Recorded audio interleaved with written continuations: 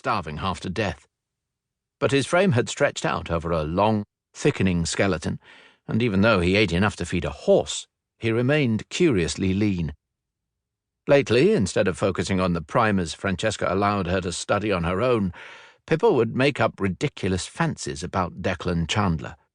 Today, for example, she spent a good deal of the early afternoon chomping on her pencil, leaving crunchy indentations as she pondered the perfection of the word thunderstruck.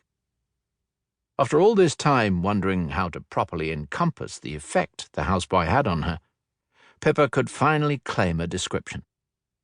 Once she'd scampered past the stately gardens, dripping with an embarrassment of blossoms, she ran through the hedge maze she'd memorized with the loping speed of a fleet-footed bunny. She broke into the clearing bedecked by the fountain, just in time for her heart to break. Declan stood to his knees in the fountain while droplets from the spray gathered on his skin and sluiced down the indentations of lean muscle that had never been there until recently. He was like the progeny of the powerful-bodied ancient gods cast from marble behind him.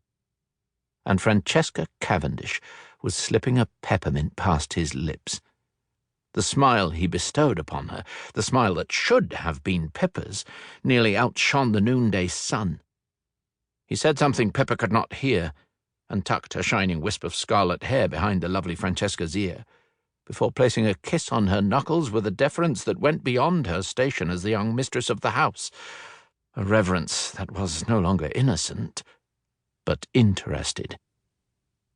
The fountain still spewed water out of the horns of satyrs and the mouths and baskets of various gods and goddesses. The spray refracted the sun into delicate rainbows and glittering gems in the air around them. Pippa's heart squeezed so hard she didn't think it beat for a full minute. Her hands were cold and wet, her throat dry, and her stomach full of lead. At 13, Declan was the epitome of beauty to Pippa. Now she looked at Francesca to see in her friend what Declan might. A slight and perfect nose and heart-shaped features. Slim, even for a girl on the cusp of womanhood, and more elegant than a child ought to be. Vibrant red hair and shy eyes the colour of the sea on an overcast day. Perhaps blue or green, but mostly grey. Pippa had dull, fairish locks, and retained a face round with youth and a penchant for seconds at dinner. Her beauty, her mother said, was in her rare green eyes that now stung, and a throat that ached with such fervent pain she couldn't swallow, let alone breathe.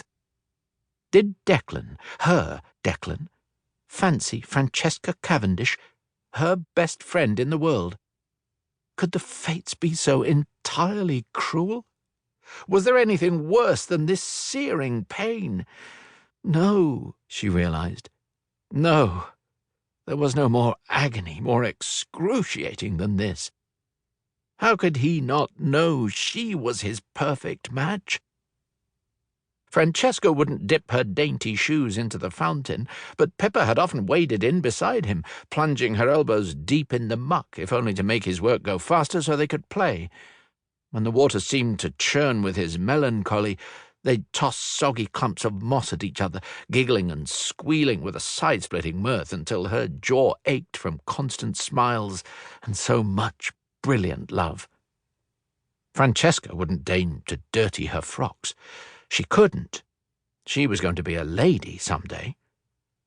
Pippa had no need to be a lady. She would be a woman. Declan's woman. She'd decided that long ago. Regardless of what her parents said, no one could love someone this deeply unrequited. The gods of the fountain wouldn't allow it.